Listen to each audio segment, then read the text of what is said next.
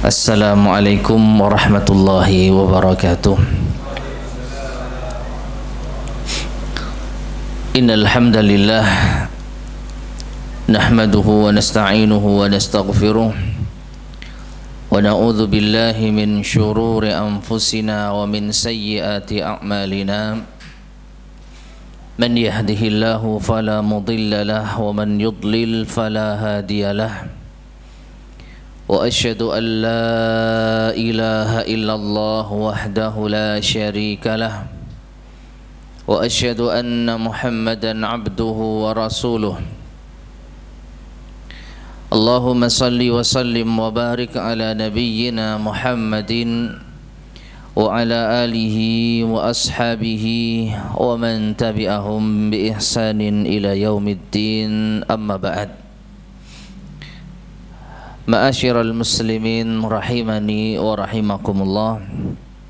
Alhamdulillah, segala puji bagi Allah Subhanahu wa taala yang dengan nikmatnya lah amal saleh menjadi sempurna. Kita bisa bertemu di majelis yang mulia ini sembari menanti azan maghrib. Kita duduk sejenak untuk saling mengingatkan di dalam kebaikan, untuk meningkatkan iman kita kepada Allah Subhanahu wa taala, mempelajari agama Allah Azza wa Jal yang di antara keutamaannya kita semua telah mengetahuinya insyaallah.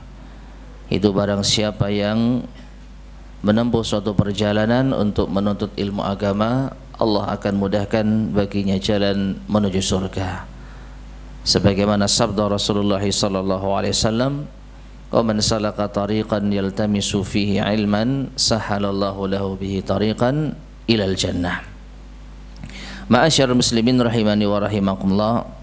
Pada kesempatan di sore hari ini kita akan bahas materi macam-macam manusia di dalam berpuasa. Perlu kita ketahui, materi ini saya ambil dari risalah yang disusun oleh Syekh Muhammad bin Shalih Al-Utsaimin rahimahullah, Durusun atau Majalisu Syahri Ramadan, majelis bulan Ramadan, tepatnya pada majelis yang ke-6. Jadi pada majelis yang ke-6, pembahasan yang ke-6, beliau rahimahullah ta'ala membahas masalah ini. Jadi kita akan bacakan beberapa penjelasan dari beliau, kemudian akan kita terangkan sebagiannya insyaallah subhanahu wa ta'ala. Beliau mengatakan di sini, qala rahimahullah, ikhwani sabaqa fil majlis tsalis. Saudara-saudaraku, telah berlalu pada majelis yang ketiga, anna fardhas siyami kana fi awwalil amri, bahwasanya kewajiban puasa di awal perkaranya ala marhalatain, itu ada dua fase atau dua tahapan. Ya. Jadi di pembahasan yang ketiga beliau telah menjelaskan kalau kewajiban puasa itu ada dua tahapan. Tahapan yang pertama adalah at-takhyir baina siyami wal it'am, pilihan atau bolehnya memilih antara berpuasa atau memberi makan fakir miskin, yaitu yang kita kenal dengan membayar fidyah. Jadi benar-benar diperbolehkan memilih meskipun mampu berpuasa, ya, meskipun yang lebih afdal itu berpuasa. Itu tahapan yang pertama. Jadi dipersilahkan yang mau berpuasa atau yang mau membayar fidyah, meskipun sangat dianjurkan berpuasa. Sedangkan tahapan yang kedua yaitu ta'yinus siyam biduni at-takhyir, kewajiban puasa tanpa adanya pilihan. Dan inilah yang berlaku hingga saat ini. Puasa itu hukumnya wajib bagi yang mampu. Orang yang mampu berpuasa tidak boleh memilih untuk membayar fidyah. Ya, jadi ini awal diwajibkannya puasa. Dan sekarang kita berada pada tahapan yang kedua, insya Allah hingga akhir hayat kita dan akhir yaitu kiamat nanti. Nah, kemudian beliau menjelaskan, "Tsumma istaqarrat ahkamus siyam fakana an-nasu fiha aqsaman asyrah." Kemudian setelah ditetapkannya hukum puasa, maka manusia di sini terbagi menjadi 10 golongan. Dan ini yang akan kita bahas pada kesempatan di sore hari ini. Jadi 10 golongan terkait hukum-hukum mereka di dalam berpuasa, masing-masing mereka di dalam berpuasa. Jadi ini murni pembahasan, ya kalau bisa kita sampaikan ada kaitannya dengan fikih puasa.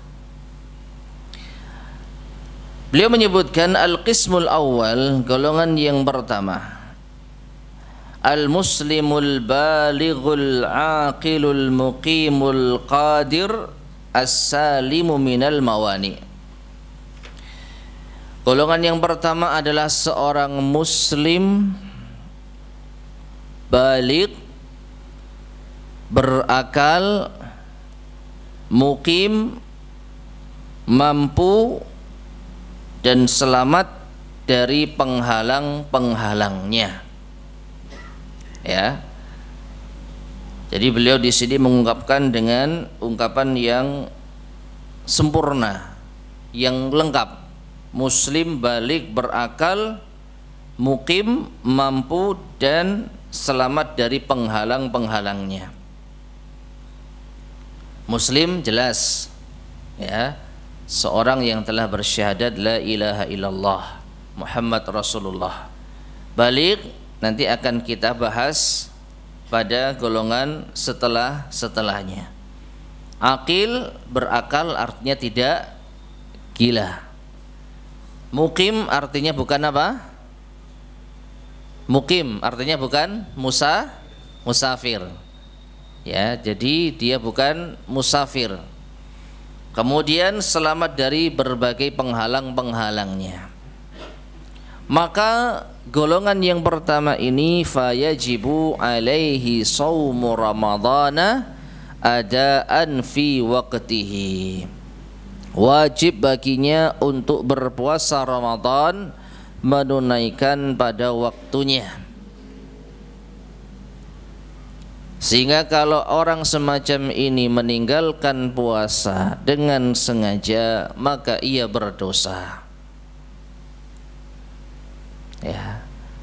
Dan hal ini sangat jelas dalil-dalilnya baik di dalam Al-Qur'an maupun hadis Rasulullah sallallahu alaihi wasallam.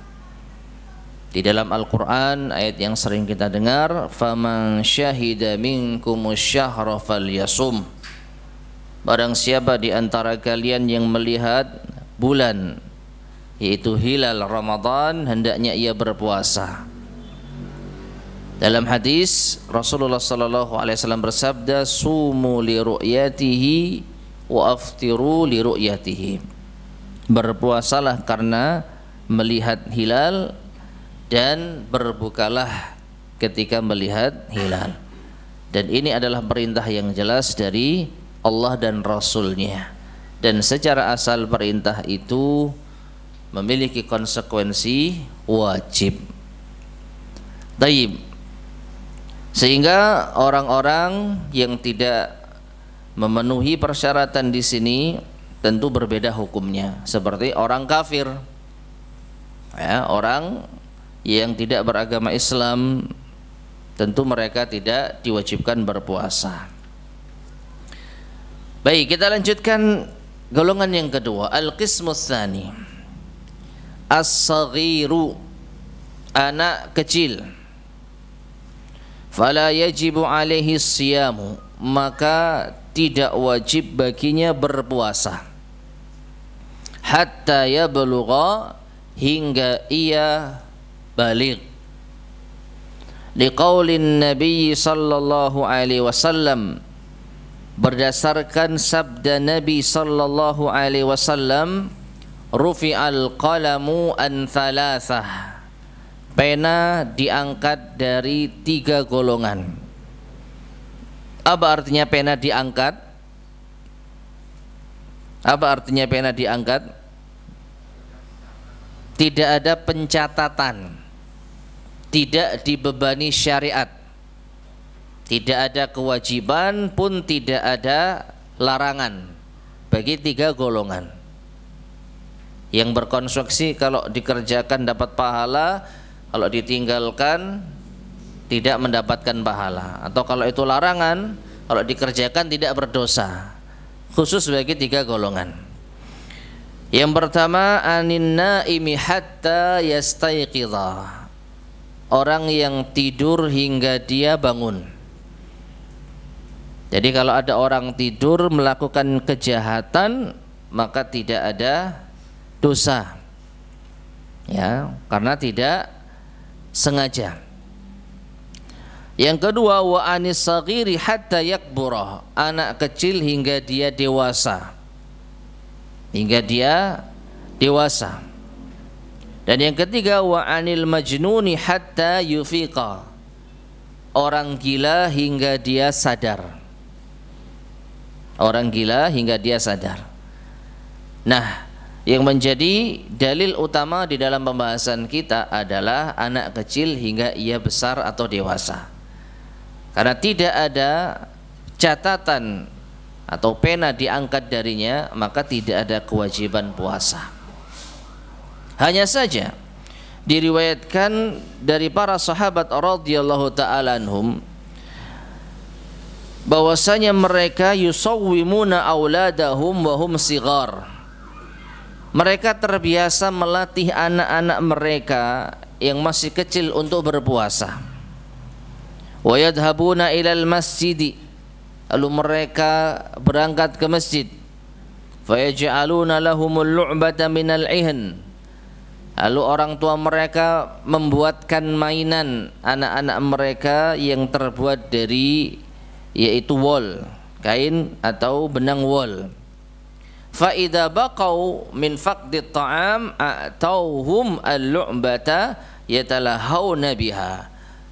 Nah, ketika anak-anak mereka sudah menangis karena lapar, baru orang tuanya memberikan mainan tersebut untuk mengalihkan perhatiannya. Jadi kesimpulannya, meskipun anak tidak wajib berpuasa, tetapi mereka patut untuk dilatih sampai pun menangis, ya, sampai pun apa? Menangis. Nah, sebagai orang tua setidaknya memiliki trik atau cara bagaimana agar bisa, yaitu merayu mereka, mengalihkan perhatian mereka ketika mereka kelaparan. Nah, kemudian ma'asyar muslimin rahimani wa rahimakumullah, hal yang perlu untuk kita ketahui pula, Nabi SAW mengatakan anak kecil hingga dewasa atau balik. Kapan seorang anak itu dikatakan balik? Maka di sini Syekh rahimahullah menjelaskan ada 3 kondisi. Wa yahsulu bulughudz dzakari biwahidin min umurin thalathah.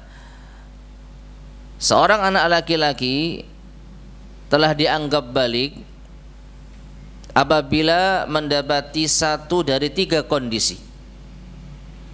Ya, salah satu apabila sudah tercapai maka cukup dikatakan anak ini balik. Yang pertama, inzalul mani bihtilamin aw ghairi, yaitu keluarnya air mani, baik karena mimpi basah atau selainnya. Di antara dalilnya adalah firman Allah Subhanahu wa taala di dalam surat An-Nur ayat ke-59. Allah berfirman, wa idza balagal atfalu minkumul huluma falyasta'zinu kama sta'dzana alladzina min qablihim. Dan apabila anak-anak telah mencapai al-hulum, yaitu mimpi basah, ya, mengeluarkan air mani, maka hendaknya mereka meminta izin ketika akan memasuki ruangan ataupun kamar orang tua mereka sebagaimana orang-orang sebelum mereka. Jadi ini adab seorang anak yang ingin masuk kamar orang tuanya. Kalau sudah balik maka harus minta izin. Sebelum masuk harus minta izin. Sedangkan kalau sebelum balik tidak mengapa, langsung masuk saja. Dari sini Allah Subhanahu wa taala menyebutkan wa idza balagal atfalu minkumul hulum, ketika anak sudah balik, ya, dengan apa? Al-hulum, mimpi basah. Dan juga hadis Nabi SAW yang diriwayatkan oleh Bukhari dan Muslim, beliau mengatakan ghuslul jum'ati wajibun ala kulli muhtalimin. Mandi Jumat itu wajib bagi setiap anak yang ihtilam, sudah mimpi basah. Mandi Jumat itu tujuannya untuk sholat apa? Jumat. Kalau mandi Jumatnya saja wajib, apalagi sholat Jumatnya. Nah, itu yang pertama ya, apabila sudah keluar air mani. Yang kedua, seorang anak dikatakan telah balik apabila nabatu sya'ril anah, sudah tumbuh rambut kemaluan. Sudah tumbuh rambut kemaluannya. Dan ini berdasarkan kisah apa yang diperlakukan terhadap tawanan perang dari Bani Quraidah,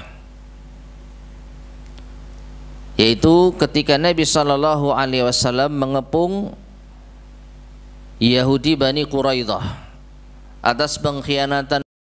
Kisahnya panjang. Perang ini terjadi pada tahun keempat Hijriah setelah perang Khandaq.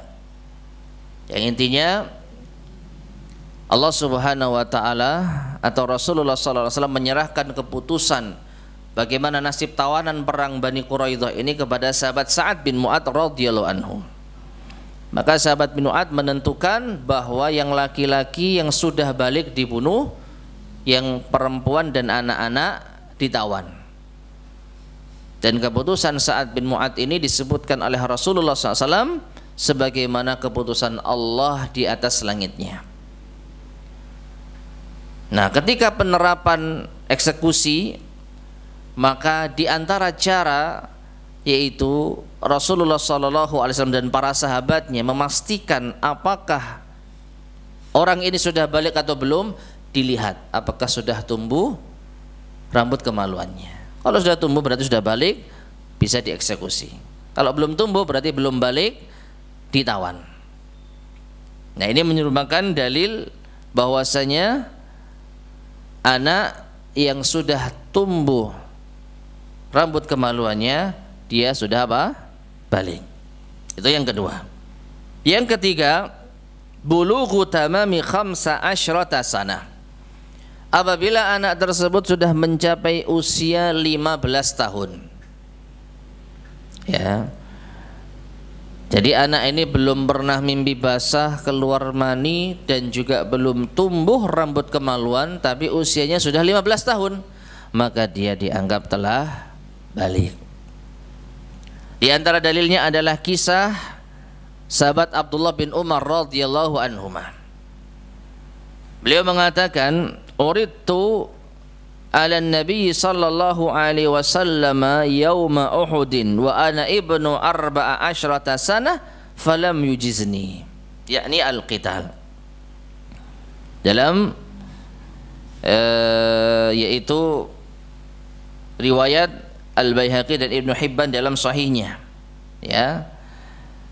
Aku menawarkan kepada Rasulullah SAW untuk ikut berperang saat perang Uhud, yang saat itu usiaku 14 tahun, namun beliau tidak mengizinkanku untuk ikut berperang.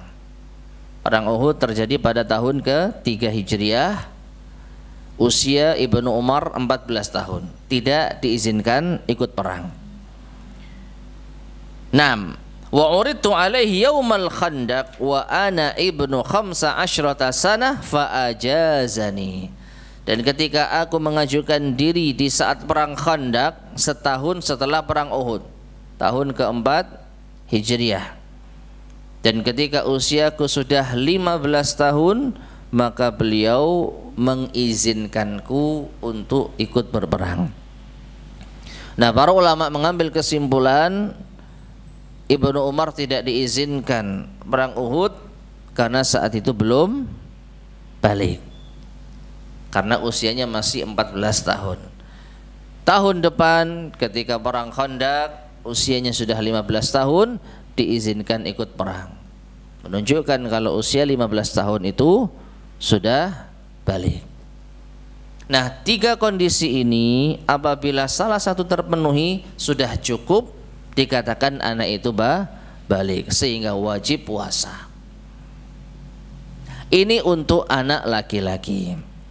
Adapun untuk wanita, beliau menyebutkan wa ziyadatu amrin rabi wa huwal haidu. Yang 3 itu sama persis. Apa tadi? Keluar air mani, tumbuh rambut kemaluan, usia 15 tahun. Ini juga berlaku untuk wanita. Cuman ada tambahan yang keempat. Apa kira-kira? Keluar darah haid. Jadi wanita, anak wanita ya, anak perempuan, usianya belum 15, belum pernah keluar air mani, dan belum tumbuh rambut kemaluan, tapi dia sudah haid, maka dia sudah balik. Nah, sehingga wanita ini wajib untuk berpuasa.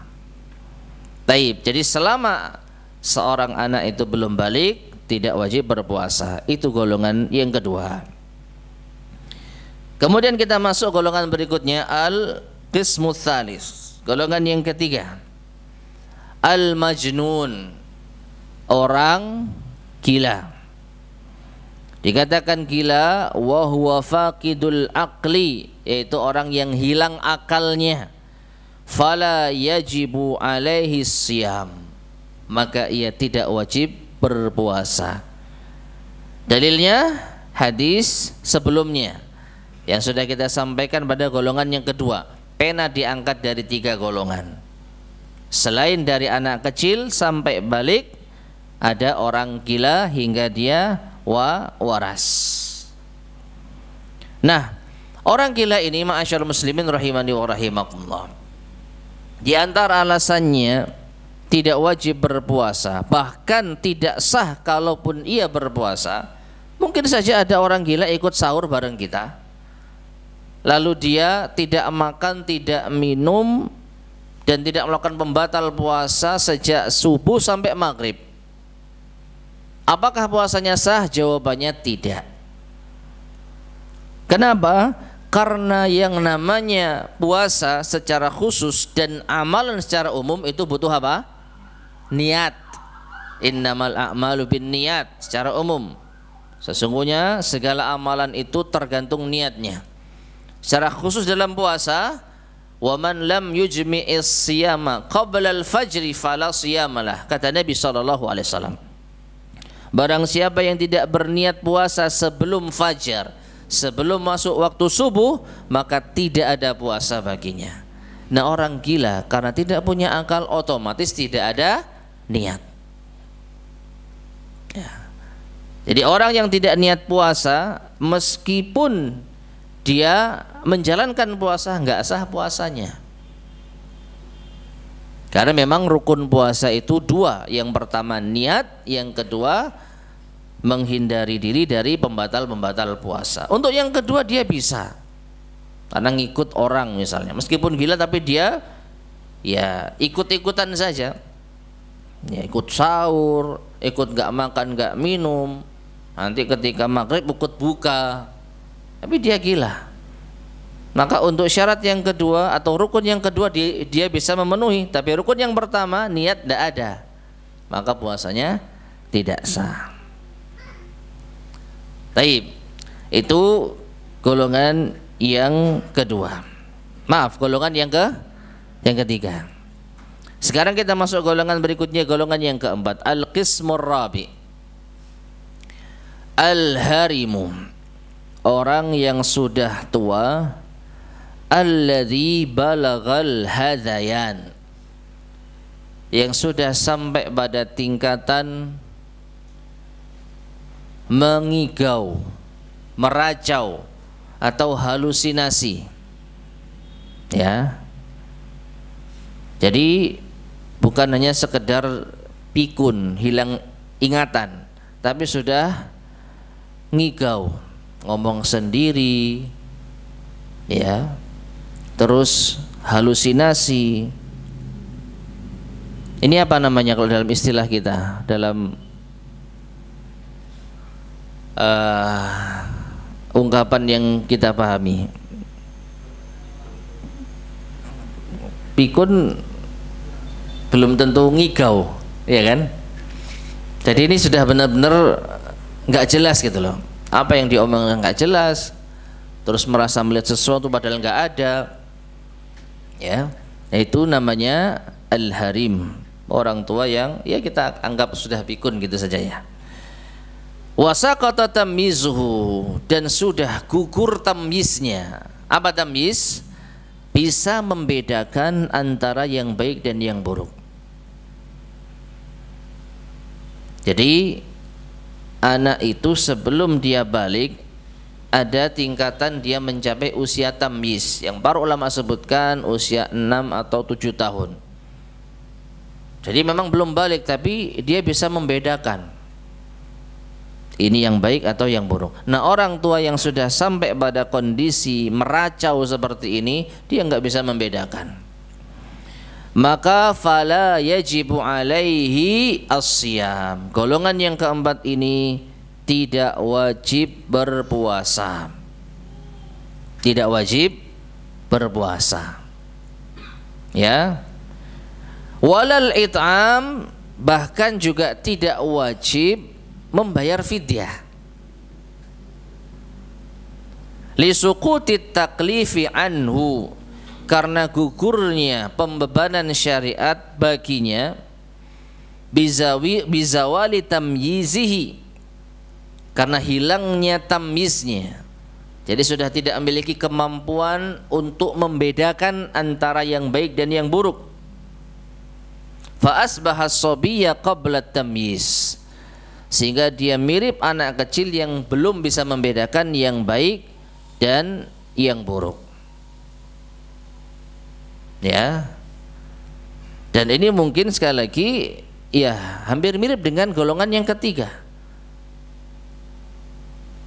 Akalnya sudah tidak berfungsi dengan baik, meskipun tidak dikatakan gila 100%. Tapi setidaknya orang ini tidak bisa membedakan mana yang baik dan mana yang buruk, karena sudah terlalu tua. Nah, di sini Syekh membahas satu permasalahan yang mungkin cukup unik. Fa in kana yumayyizu ahyanan wa yahdhi ahyanan. Kalau orang ini terkadang bisa membedakan, ya, dan terkadang tidak bisa membedakan.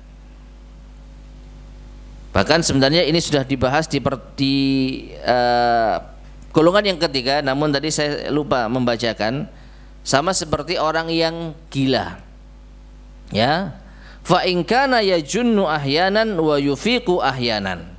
Kalau ada orang yang gilanya ini kumat-kumatan, kadang gila, kadang waras, ya. Jadi kadang gila, kadang waras. Maka apa yang harus ia lakukan? Beliau menjelaskan lazimahu siyamu fi hali ifaqatihi. Wajib baginya untuk berpuasa ketika dia waras. Duna hali jununihi, tetapi tidak wajib puasa ketika sedang gila. Ya, misalkan sehari gila, besoknya waras, maka ketika gila tidak wajib puasa, Nah, ketika waras sadar dia wajib berpuasa. Ya. Wa in junna fi asna'in nahar lam yabtul shaumuhu. Dan kalau orang ini gila di tengah siang, maka puasanya tidak batal. Jadi gini, orang ini sampai subuh itu waras, benar-benar jangkep, sahur, setelah itu masuk adzan subuh masih waras, tapi di tengah-tengah siang kumat, gila dia, benar-benar nggak waras. Maka bagaimana status puasanya selama dia tidak melakukan pembatal-pembatal puasa, puasanya tetap sah. Sehingga nanti ketika maghrib dia berbuka, puasanya sah. Alasannya li'annahu nawas sauma wa huwa aqilun biniyatin shahihah. Karena dia sebelum subuh tadi sudah berniat puasa dalam keadaan memiliki akal dengan niat yang sahihah. Jadi yang dihitung itu apa? Awalnya. Nah sebaliknya, kalau ada orang mengawali puasa dengan kegilaan, ya, jadi ketika malam hari dia gila, sampai subuh gila, lewat subuh gila, di tengah-tengah siang sadar, meskipun sebelum subuh dalam keadaan gila dia makan sahur karena ikut bareng-bareng makan, dan ketika berjalannya waktu dia tidak melakukan pembatal puasa, tapi begitu dia sadar maka puasanya tidak sah karena dia memulai puasa dengan tidak berniat, karena dalam kondisi apa? Gila. Mungkin terlihat aneh ya, tapi ini dibahas oleh beliau rahimahullah ta'ala. Jadi kalau mungkin ini jarang kita jumpai, bahkan mungkin tidak pernah kita jumpai, tapi kalau ada terjadi, ini caranya. Artinya ada panduan ulama tentang hal ini, meskipun mungkin kita menganggap aneh, masa ada orang kadang gila kadang waras, wallahu alam. Ya. Nah demikian pula golongan yang keempat tadi, orang yang tua, pikun, kadang ingat, ya kadang ingat. Jadi di masa dia mengingat, dia ngomongnya jelas, sadar, wajib puasa. Ya, anggaplah sahur, jangkep dia, sudah nggak pikun. Tapi begitu jam 7 pagi pikun lagi, nggak jelas lagi ngomong apa, maka ini tidak membatalkan puasanya sampai nanti buka puasa. Tapi kalau mengawali puasa dengan yaitu meracau, ya halusinasi, pikunnya kumat, maka puasanya tidak sah. Nah sekarang yang jadi masalah, orang gila dan orang yang pikun tadi, ketika dalam kondisi gila dan hilang akal, apakah wajib membayar fidyah? Gimana kira-kira? Tidak wajib. Kenapa? Karena sebagaimana hadis yang tadi kita sampaikan, pena diangkat, artinya tidak ada beban syariat sama sekali. Jadi memang tidak ada kewajiban puasa. Jadi karena nggak wajib puasa, ya tidak ada fidyah. Beda dengan orang yang masih memiliki akal tetapi dia tidak mampu puasa. Orang yang masih memiliki akal, dia masih terkena beban kewajiban puasa. Tapi karena tidak mampu, maka beralih kepada membayar fidyah. Nah kalau orang gila dan pikun ini memang dasarnya nggak wajib. Karena nggak wajib puasa, tidak ada kewajiban membayar fidyah. Nah makanya kita bahas golongan yang kelima, al-ajizu anis siyam, orang yang tidak mampu berpuasa. Ajizan atau ajazan mustamirran la yurja zawaluhu, yaitu dengan ketidakmampuan yang terus-menerus yang tidak diharapkan sembuhnya. Artinya orang ini memiliki penyakit yang memang tidak bisa disembuhkan. Kal kabir, seperti orang tua. Orang tua masih sadar, masih waras, tapi enggak mampu puasa.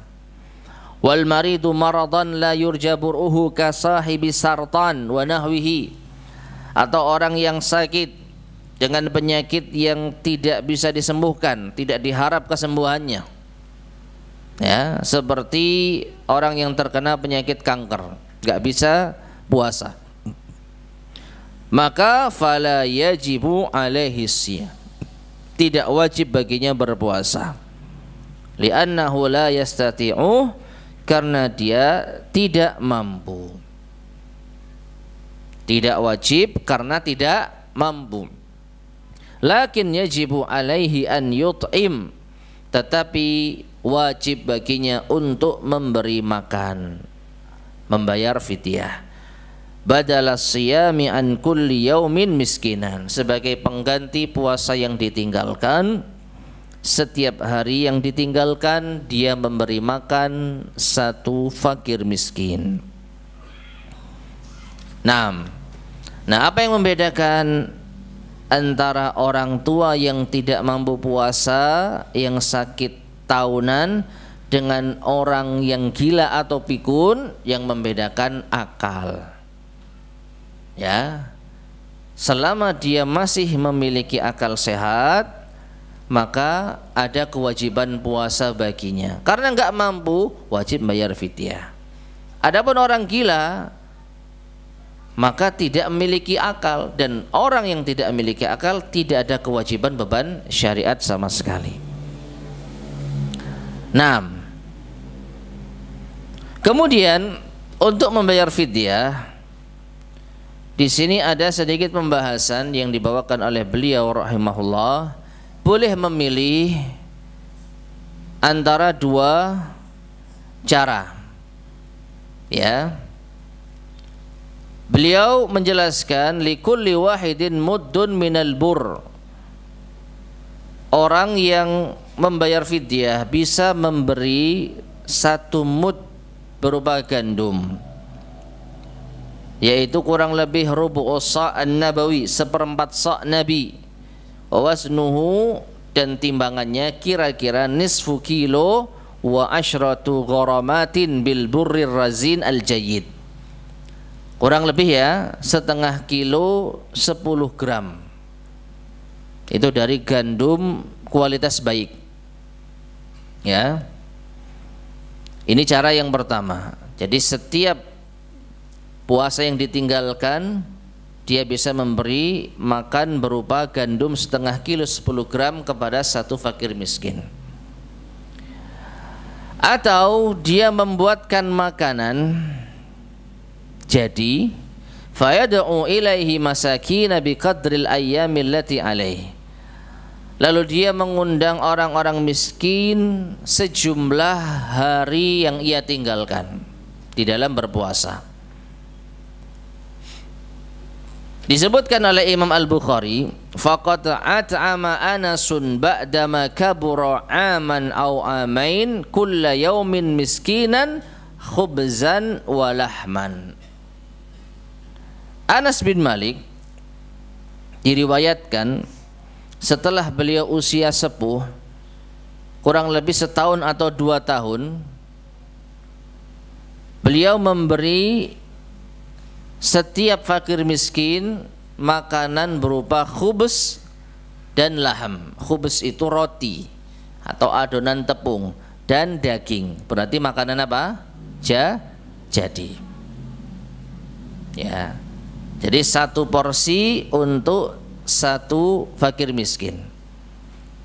Berapa porsi, berapa fakir miskin sesuai dengan jumlah hari yang ditinggalkan. Jadi silakan bisa memilih memberi makanan mentah seperti gandum setengah kilo lebih 10 gram, atau memberikan makanan jadi. Ya, kalau kita nasi kotak, nasi bungkus, yang biasa kita makan untuk diberikan kepada fakir miskin sesuai dengan jumlah hari yang ditinggalkan.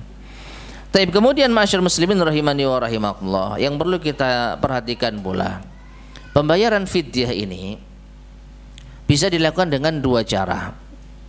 Yang pertama, kita bayarkan setiap hari kita meninggalkan puasa. Jadi hari ini nggak puasa, nanti setelah maghrib kita bayarkan fidyah, kita kasih kepada fakir miskin, makanan jadi. Besok demikian, begitu kita tinggalkan puasa hari berikutnya, kita bayarkan fidyah tersebut. Atau cara yang kedua, dirapel di akhir Ramadan. Ya. Jadi tahun ini berapa hari bulan Ramadan? 29 hari. Nah, kita buatkan 29 porsi makanan yang kita serahkan kepada 29 fakir miskin. Yaitu cara yang kedua. Tidak boleh kita membayar fidyah di depan. Sudah memprediksikan tahun ini nggak puasa karena nggak mampu, penyakit tahunan, lalu bayar fidyah di depan, meninggalkan puasanya belakangan. Nah, ini tidak tepat. Jadi fidyah itu dibayarkan setelah benar-benar meninggalkan puasa. Nah, itu baru fidyah yang benar. Wallahu a'lam bishawab. Itu golongan yang keberapa? Yang kelima. Sekarang lanjut golongan yang keenam. Al-qismus sadisu qala rahimahullah al-musafir. Seorang musafir, orang yang bepergian jauh. Idza lam yaqsud bi safarihi at-tahayyula 'alal fitri.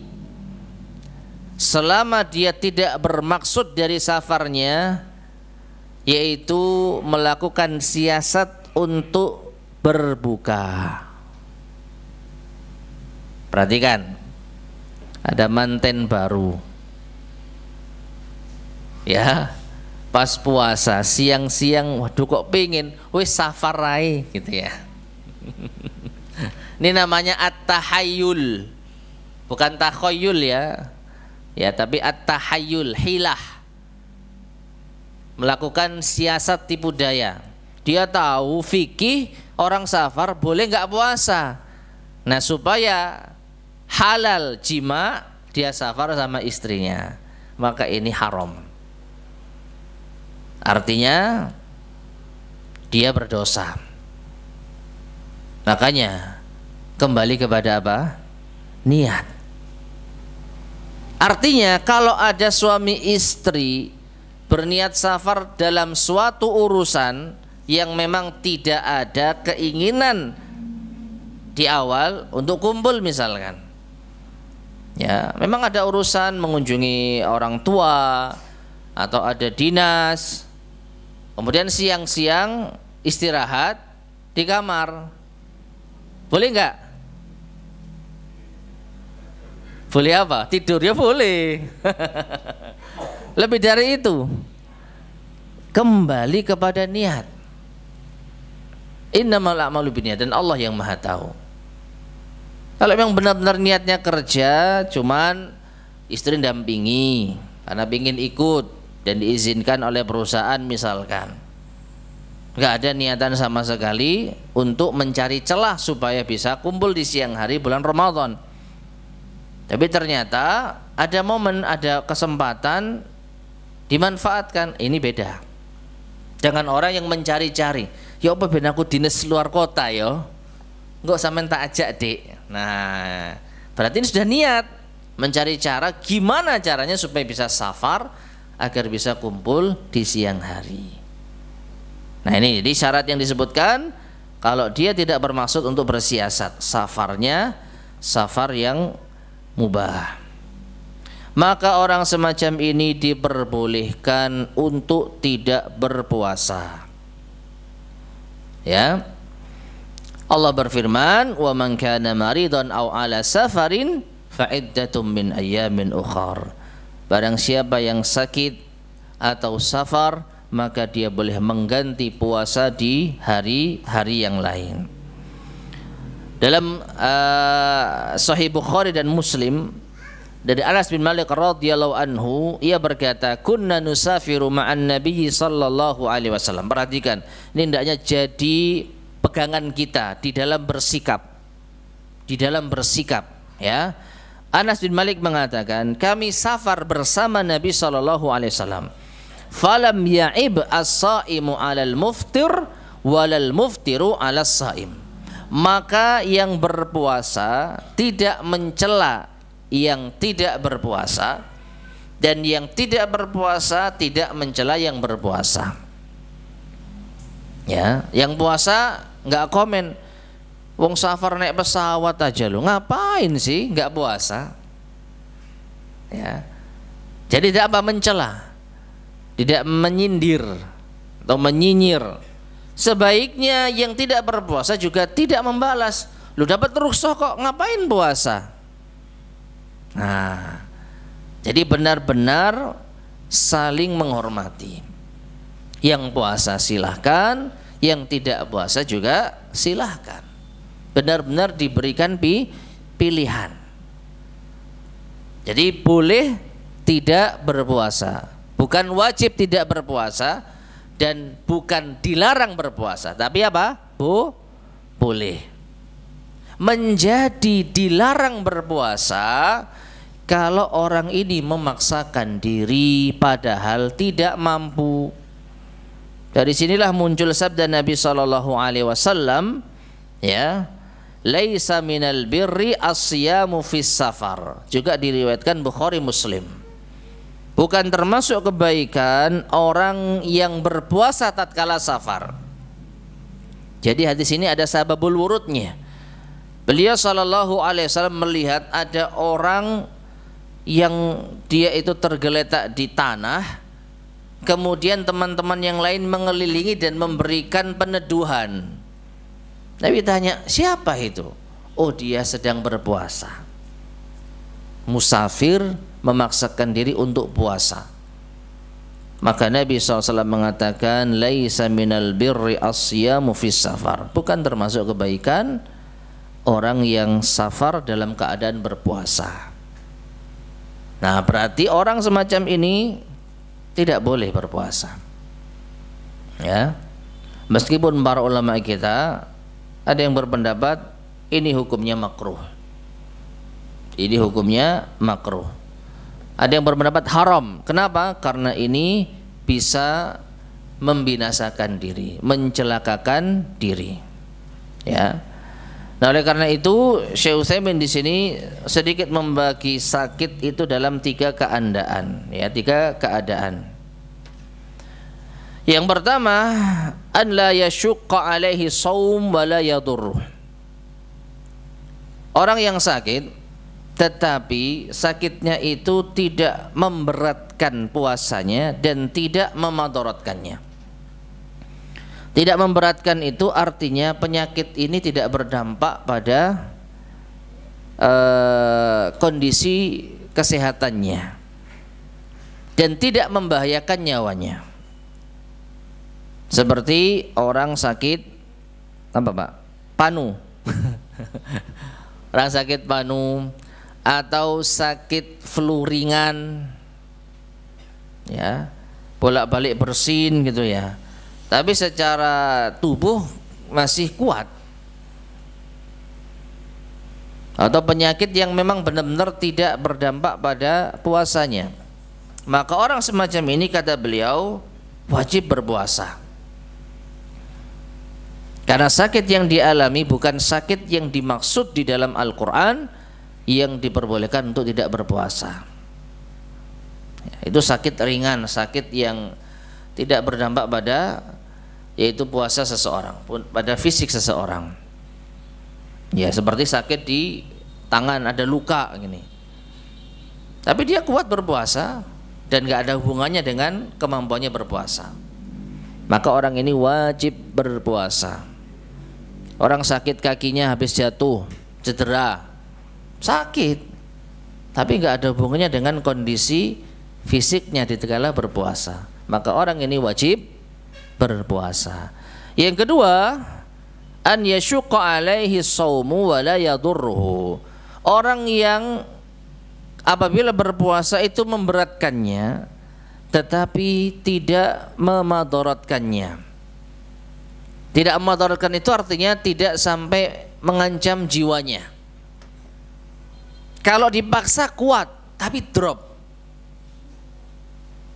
Bisa. Flu berat, kalau maksa puasa bisa.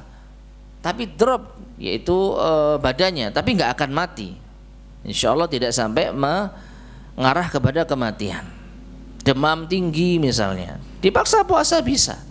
Nah, untuk orang semacam ini makruh baginya berpuasa. Hendaknya dia mengambil keringanan dari Allah. Yang lebih afdal tidak berpuasa.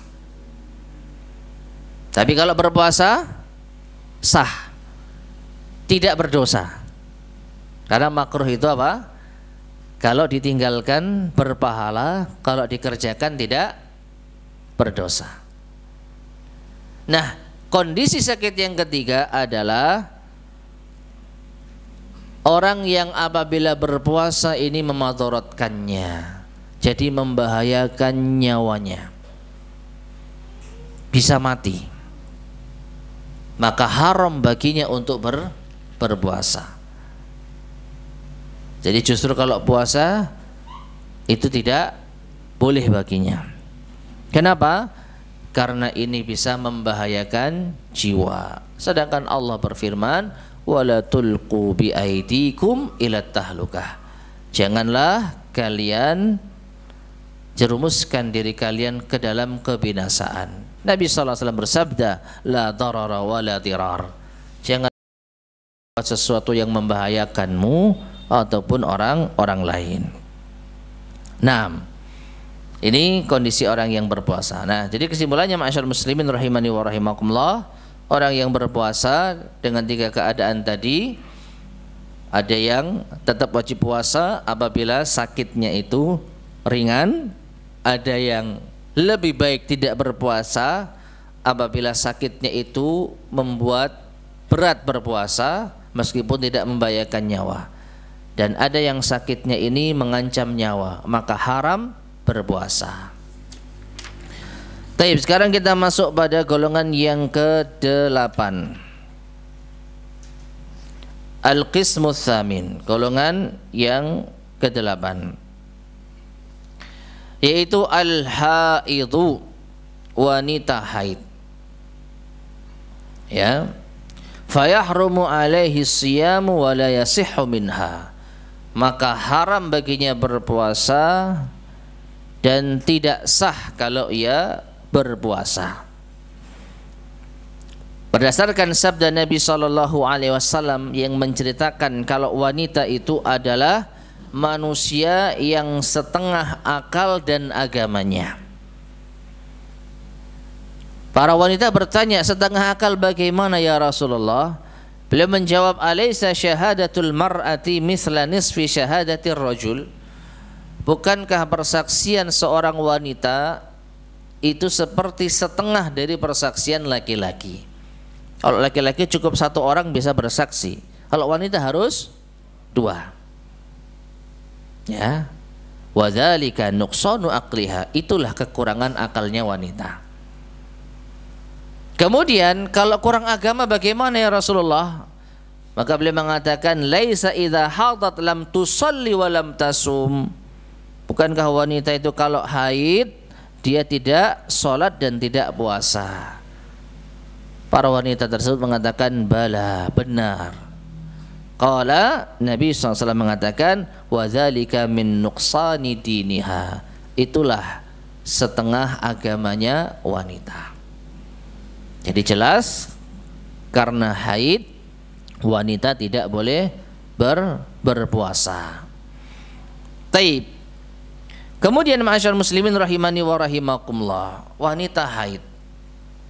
Kita tidak membahas secara rinci pembahasan tentang haid. Tapi apabila ada wanita yang mengawali puasa dalam kondisi suci, kemudian menjelang maghrib sesaat saja keluar darah haidnya, maka puasanya batal dan dia harus mengqadha puasa di hari itu.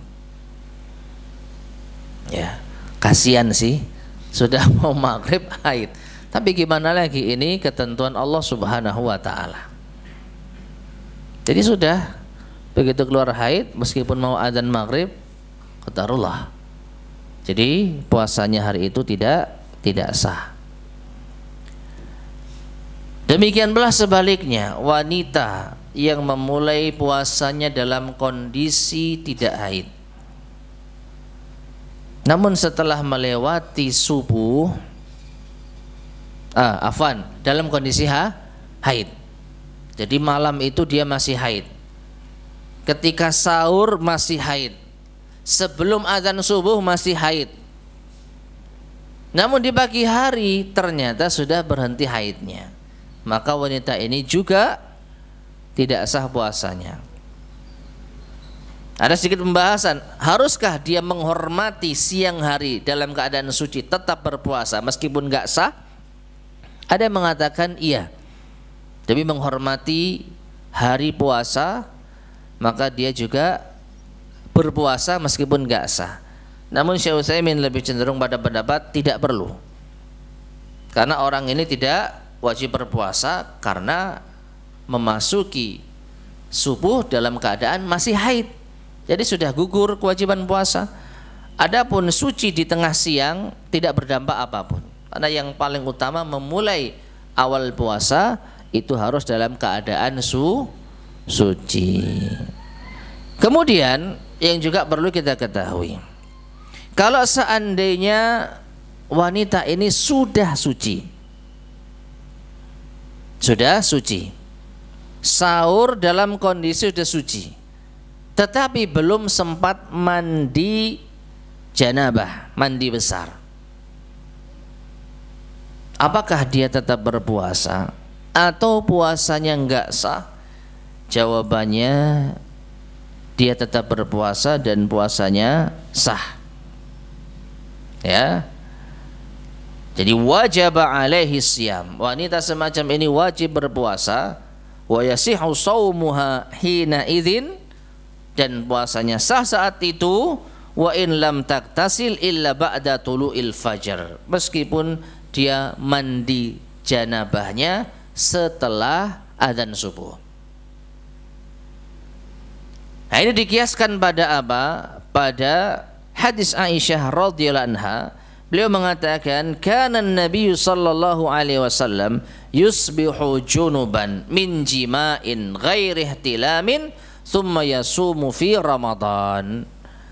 Nabi sallallahu alaihi wasallam pernah memasuki waktu subuh dalam keadaan junub setelah jima, bukan mimpi basah. Kemudian beliau berpuasa Ramadan. Ya. Jadi qadarullah sebelum subuh belum sempat mandi. Jadi setelah sahur mau mandi, kok azan subuh, tidak apa-apa, lanjutkan puasanya setelah azan baru mandi untuk sholat subuh. Nah, ini dikiaskan dengan apa? Suci dari haid. Ya, jadi dahulukan sahur, jangan buru-buru mandi nanti menjadikan kita nggak sahur. Misalkan bangunnya mepet gitu ya, maka sahur dulu, mandi belakangan. Dan hukum seputar wanita haid sama persis dengan wanita apa? Nifas, ya. Taib. Kemudian golongan yang ke-9 yaitu al-mar'atu idza kanat murdi'an aw hamilan, wanita hamil atau menyusui, wa khafat ala nafsiha aw ala alwaladi minas saum, dan dia khawatir dengan jiwanya atau anaknya atau janinnya kalau berpuasa, khawatir membahayakan dirinya atau janinnya, mungkin khawatir tidak terpenuhinya nutrisi misalkan. Fa innaha tuftir, maka boleh baginya berpuasa, boleh baginya untuk tidak berpuasa. Boleh baginya untuk tidak berpuasa. Berdasarkan hadis Anas bin Malik bahwasanya Rasulullah sallallahu alaihi wasallam bersabda, innallaha wada'a 'anil musafiri syatras salah wa 'anil musafiri wal hamili wal murdi as-sauma. Sesungguhnya Allah telah memberikan keringanan bagi musafir setengah salat. Yang kita kenal dengan istilah apa? Qasar. Ya. Kan 4 rakaat jadi 2. Jadi Allah telah memberikan keringanan bagi musafir setengah salat. Dan juga Allah telah memberikan yaitu keringanan bagi musafir, wanita hamil dan menyusui untuk tidak berpuasa. Jadi silahkan wanita hamil dan menyusui kalau khawatir terhadap dirinya ataupun janinnya dengan berpuasa untuk tidak berpuasa. Namun di sini mungkin di antara kita pernah membahas, lalu bagaimana? Apakah qadha, apakah fidyah? Banyak pendapat. Ini saya hanya menyampaikan pendapat Syekh Muhammad bin Shalih Al-Utsaimin adalah wa yalzamuhal qadha, wajib baginya untuk mengqadha. Meskipun tidak kita pungkiri, bahkan kebanyakan para asatidzah kita itu memilih pendapat fidyah. Jadi wanita hamil dan menyusui cukup membayar fidyah. Adapun Syekh Utsaimin di sini berpendapat untuk mengqadha. Namun perhatikan, khusus untuk wanita menyusui. Kalau dia menyusui sekaligus dalam kondisi nifas, maka yang menjadi acuan itu nifasnya, bukan menyusuinya. Anggaplah dia memilih pendapat apa? Bayar fidyah. Saya lebih sreg wanita haid dan nifas boleh nggak puasa, cukup membayar fidyah. Tapi kalau ternyata dia dalam kondisi lebih sreg kalau wanita hamil atau menyusui boleh tidak puasa, cukup membayar fidyah. Tapi kalau ternyata kondisi menyusuinya ini bertepatan dengan nifas, maka yang menjadi acuan hukum kondisi nifasnya, sehingga harus apa? Qadha. Harus qadha. Karena haid sama dengan apa? Nifas. Para ulama sepakat wanita haid ataupun nifas wajib qadha. Jadi misalkan ada wanita yang melahirkan saat ini, otomatis dia apa?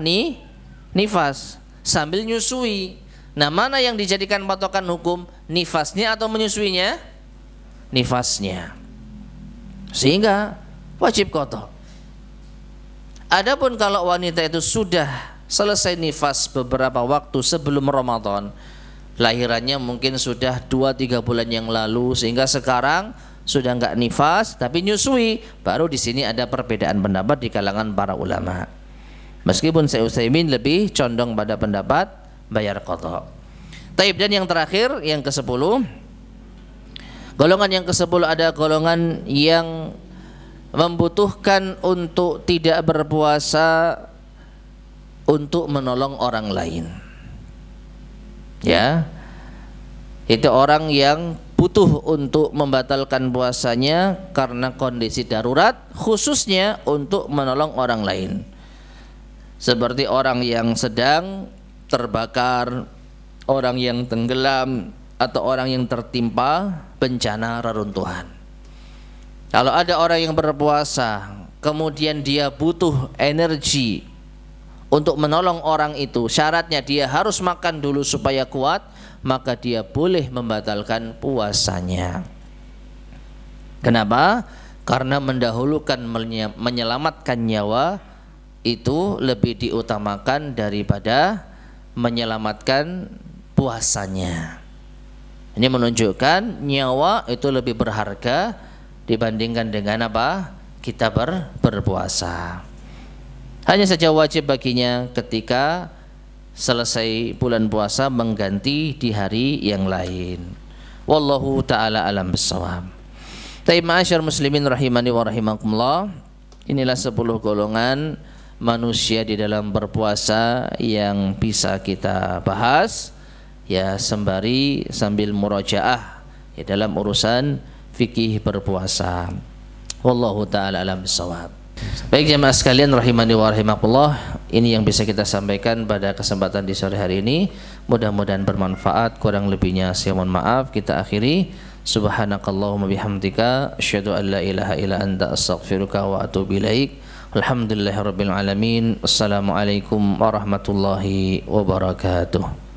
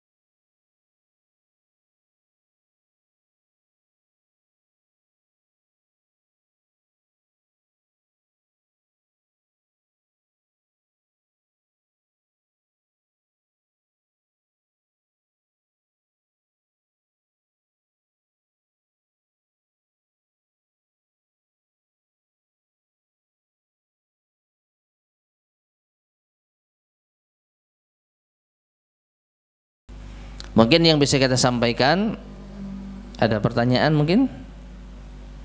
Baik, dari jamaah barangkali ada yang mau bertanya, silakan yang ikhwan.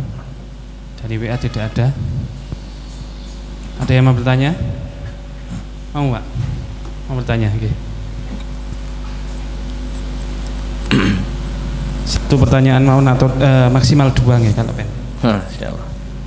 Assalamualaikum warahmatullahi wabarakatuh. Waalaikumsalam warahmatullahi wabarakatuh. Mohon izin tanya Ustadz. Okay. Bagi kaum muslim yang usia lanjut ini sudah dikatakan setengah pikun, setengah sadar, akan tetapi tidak bisa melihat, akan tetapi akalnya kadang-kadang timbul tenggelam. Apakah masih diwajibkan membayar fidyah, sedangkan orang tersebut dimakan saja istilahnya kurang untuk dimakan sehari-harinya? Apakah orang tersebut yang membayar atau tidaknya itu dari keluarga apa dari dirinya sendiri? Terima kasih. Assalamualaikum warahmatullahi wabarakatuh. Waalaikumsalam warahmatullahi wabarakatuh. Baik, Jadi yang saya tangkap dari pertanyaan Bapak tadi, orang yang nggak jangkep gitu ya. Jadi dia dalam keadaan sudah tidak memiliki akal secara sempurna, kemudian dia apakah wajib membayar fidyah? Kalaupun wajib, orang ini nggak mampu, maka seperti yang tadi saya sampaikan, kalau dia memang benar-benar tidak bisa berpikir, dalam artian dia orang yang pikun parah, maka gugur kewajiban puasanya. Kalau gugur kewajiban puasanya, maka tidak ada kewajiban fidyah pula. Jadi terlepas dari kondisinya yang memang sulit makan, maka dia tidak perlu membayar fidyah, sekaligus tidak perlu dipuasakan oleh keluarganya. Begitu ya. Tapi kalau dia wajib puasa, artinya dia memiliki akal, cuman nggak mampu puasa. Nah ini baru kita bahas. Dia wajib fidyah. Dia wajib fidyah. Kalau nggak mampu membayar fidyah karena kemiskinan, maka bisa dibayarkan oleh orang lain, sampai pun setelah dibayarkan kepada orang lain tidak ada orang miskin selain dirinya. Jadi fidyah itu dibayarkan untuk dirinya sendiri. Jadi ada keluarganya yang membantu membayarkan fidyah, tapi karena orang miskin nggak ada lagi kecuali yang nggak puasa tadi, ya sudah dibayarkan fidyah itu untuk dirinya sendiri. Dengan catatan orang ini masih memiliki akal, tapi nggak mampu puasa karena penyakit atau tua. Mungkin seperti itu. Oke. Ya. Baik, ada pertanyaan selanjutnya Ustadz, apakah itu harus dibayarkan di daerahnya sendiri atau boleh dibayarkan di luar daerah? Misalnya, apakah fidyah itu boleh dibayarkan di daerah sendiri? Harus ya, harus di daerah sendiri atau boleh di luar daerah? Wallahu a'lam bishawab. Kalau khusus tentang fidyah, saya tidak mengetahui dalil secara rincinya, tapi mungkin bisa kita kiaskan dengan zakat, karena di situ ada kesamaan berbagi kepada orang-orang miskin. Kalau zakat ada ketentuannya. Nabi SAW berpesan kepada sahabat Mu'adz bin Jabal, kalau mereka sudah menerima syahadat dan sholat, ya, maka fa'alimhum annallaha aftarada alaihim shadaqah. Ajarkan mereka untuk membayar sedekah, yaitu zakat. Tu'khadhu min aghniyaihim faturaddu ala fuqaraihim. Diambil dari orang kaya mereka dan dikembalikan kepada orang miskin mereka. Isyarat di wilayah itu. Dan ini insya Allah lebih afdal. Kalau ada orang miskin di wilayah kita, maka mereka lebih berhak untuk mendapatkan fidyah dari kita, kecuali sudah tidak ada lagi atau kita kesulitan mencari orang miskin di sekitar kita, maka boleh kita alihkan ke tempat lain. Mungkin seperti itu ya. Wallahu a'lam bishawab. Baik Ustaz, kami tutup sesi pertanyaan karena sudah mendekati maghrib. Masya Allah.